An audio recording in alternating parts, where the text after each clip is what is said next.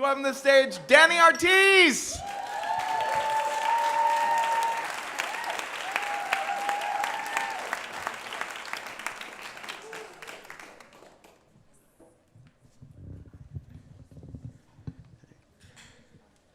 The first time I was aware of being called a faggot was in 6th grade. Kid named Jeff yelled it across the quad, and he could have been talking to anybody, but he wasn't. And in the following years, more often than being called names, I would actually get the question, "Are you gay?" And the thing was that 12-year-old Danny was very gay. I had come out to both of my parents by the end of middle school. I had started telling my best friends, and before high school, I went to my first Pride in San Francisco with Ellen DeGeneres as the Grand Marshal. And then what tends to happen after middle school is I started my freshman year of high school, where you were then back at the bottom, except that I had a leg up because I was a member of my school's tall flag team. If you're not familiar with the tall flag team, that is the group of students who toss and spin flags during the halftime shows at football games with the marching band.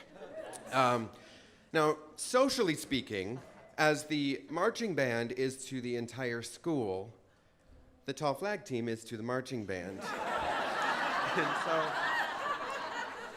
so I really should have been invisible. Except that I was one of the first 2 guys ever to be on that tall flag team. And so rather than rendering me invisible, it actually put a big neon pink target on my back. Now, those girls that were on this team with me, those sophomores and juniors and senior girls who were anything but cool, I happened to know better, because if there was a target on my back, they had that back, and they looked out for me and took care of me at school and would walk with me from class to class just in case there were any bullies to encounter. Now, I, of course, did not think of them as bullies at the time, because to me, bullying was something physical. Bullying was getting shoved in a locker, it was having something thrown at you. And so when I would pass these bigger, older boys, and it was always bigger, older boys, and they would call names or more often ask those questions, I just thought that they were not nice people. There were times that I had to walk without any of my teammates, of course, and so I developed strategies for doing so. If there were 1 or 2 guys, and I was passing by, and they would ask, "Are you gay?" I learned that I could say, "Yes!" And then while they were so dazed by the affirmative response, I could just dart away and get to class. If it was a larger group, then I would take an alternate route, maybe going around a building, even if it meant that I would be late for class. And if it was too large a group and there was no alternate route, I would just power on by, eyes down, pretending I couldn't see them, couldn't hear them, pretending they did not exist. By junior year of high school, through passage of time, there were just fewer, bigger, older boys, which is why I was so caught off guard when I encountered the biggest bully yet in my US history class that year. And my usual tactics of avoiding eye contact and pretending I couldn't hear him were completely ineffective because he taught the class. Mr. Covington was, by all accounts, a cool teacher. His class was known as an easy A class. There was a very low workload. And when it was time for us to learn about the 60s, we watched Austin Powers movies. Basically, he gave me and my best friend in the class, Amy, who was also on the flag team with me, a new reason to roll our eyes at him every single day.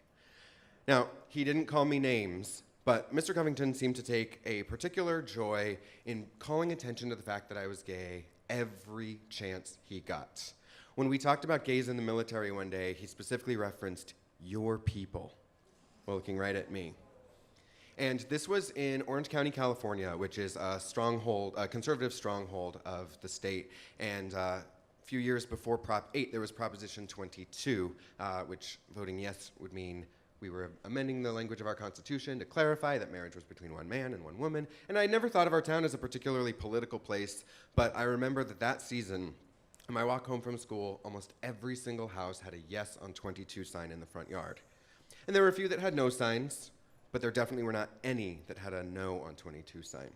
So it didn't bother me that we had a debate about gay marriage in class. It was history in the making. And it didn't bother me that I was assigned to be on the opposing side, because I can understand the value of looking at an issue from a perspective other than your own. What bothered me was the reason that he assigned that to me. because it'd be fun, he smirked. It wasn't until a little bit after a discussion we had in class about the Center for Disease Control's ban on gay men, or specifically men who had sex with men donating blood, that my friend Amy told me that after class he had approached her and inquired as to whether or not the ban affected me, in effect asking whether or not I was sexually active. And that was too much. So I made an appointment with the dean of students to talk about what had been going on. It didn't even occur to me to involve my parents for a couple reasons.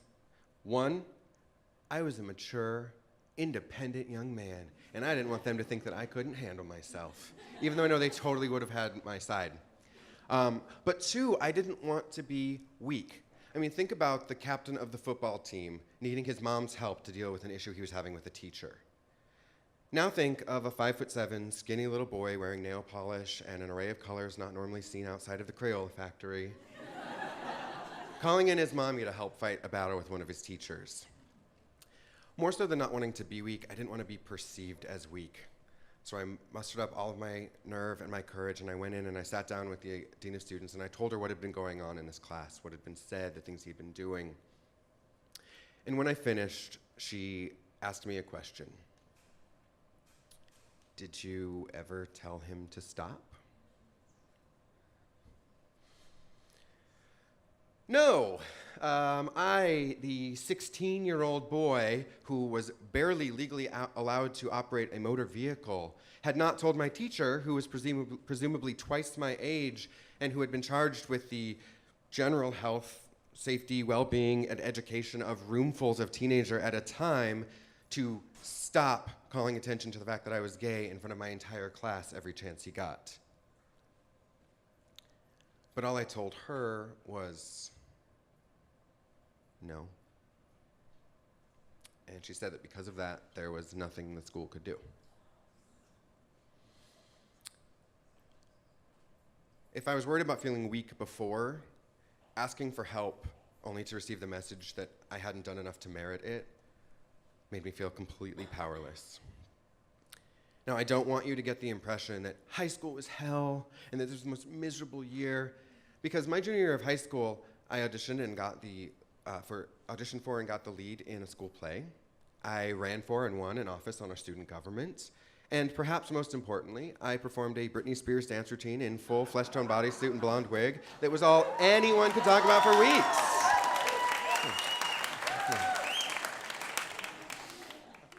But in his class, I shut down. I stopped raising my hand. I stopped participating. I avoided eye contact in hopes that he would pretend I didn't exist. There are a lot of things I don't know. I don't know if he was ever told about this conversation with the dean of students. I don't know if any record whatsoever exists of this conversation. I don't know if his problem with me was personal or if it was just with having a flamboyant little gay boy in his class. But what I really don't know is why at the end of the school year, I asked him to sign my yearbook like I did the rest of my teachers. He wrote, "Danny, you and I are very much alike." What I do know is that if he thought that, if he thought that I would ever treat anybody the way he had treated me, if he thought that I was anything like him, then he had no idea who I was.